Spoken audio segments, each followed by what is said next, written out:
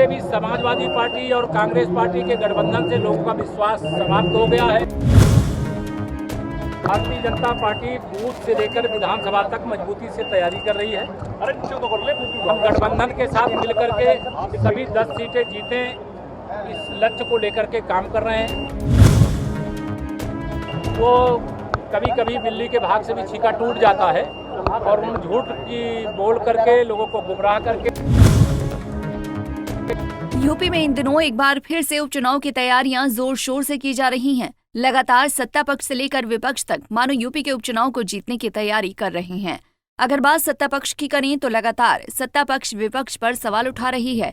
BJP के तमाम बड़े नेता इन दिनों यूपी के उन विधानसभा क्षेत्रों में जा रहे हैं जहां उपचुनाव होने वाले हैं। इसी कड़ी में उत्तर प्रदेश के मुजफ्फरनगर की मीरापुर विधानसभा क्षेत्र स्थित शुक्र तीर्थ नगरी में शनिवार को सूबे के उप मुख्यमंत्री केशव प्रसाद मौर्य पहुंचे, जहां उन्होंने ग्राम चौपाल में हिस्सा लेते हुए जनता को मंच से संबोधित किया। इस दौरान डिप्टी सीएम केशव प्रसाद मौर्य ने सपा और कांग्रेस पर जमकर निशाना साधा। उन्होंने कहा कि विपक्ष की कुर्सी पर राहुल गांधी जैसे गैर जिम्मेदार नेता बैठे हुए हैं। वो प्रधानमंत्री जी को गाली नहीं देते, वो देश की 140 करोड़ जनता को गाली देने का काम करते हैं।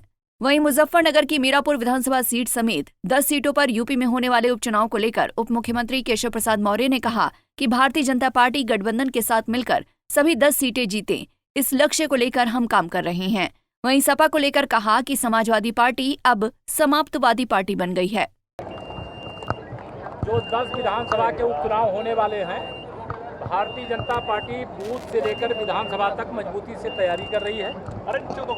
हम गठबंधन के साथ मिलकर के सभी 10 सीटें जीतें, इस लक्ष्य को लेकर के काम कर रहे हैं। वैसे भी समाजवादी पार्टी और कांग्रेस पार्टी के गठबंधन से लोगों का विश्वास समाप्त हो गया है और सपा को ही लोग समाप्तवादी पार्टी बनाना चाहते। लेकिन सर 24 में उन्होंने काफ़ी सीटें जीती हैं।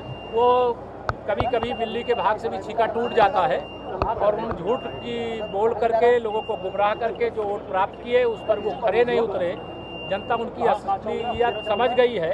इसे सपा हो या कांग्रेस हो, उनको अब सबक सिखाने के लिए लोग तैयार हैं। सर, अयोध्या का जो सपा नेता था उसका डीएनए मैच नहीं हुआ। जो सपा का नेता था जिसका रेप कांड में नाम आया था उसका डीएनए मैच नहीं हुआ, उस पर क्या कहेंगे? जिस तरह देखिए, पार्टी ने मुद्दा बनाया था। जिम्मेदार पत्रकार हो, नाम नहीं मैं जानता, लेकिन जब गैंगरेप जैसी घिनौनी घटना होती है और ऐसे आरोपियों को अगर समाजवादी पार्टी के मुखिया श्री अखिलेश यादव जी संरक्षण देने का काम करते हैं, चाहे वो अयोध्या का मामला हो, चाहे उनके संसदीय क्षेत्र कन्नौज का मामला हो और चाहे प्रदेश में अन्य कहीं स्थान का मामला हो, तो वो तो अपराधियों के संरक्षक बनकर के साबित हुए हैं और वह जांच चल रही है, उसमें कोर्ट में मामला है।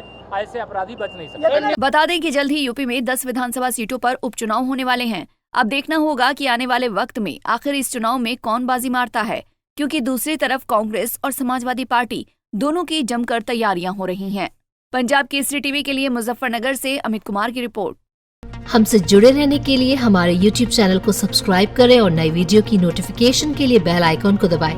अगर आप ये वीडियो Facebook पर देख रहे हैं तो लाइक जरूर करें और ज्यादा से ज्यादा शेयर करें। धन्यवाद।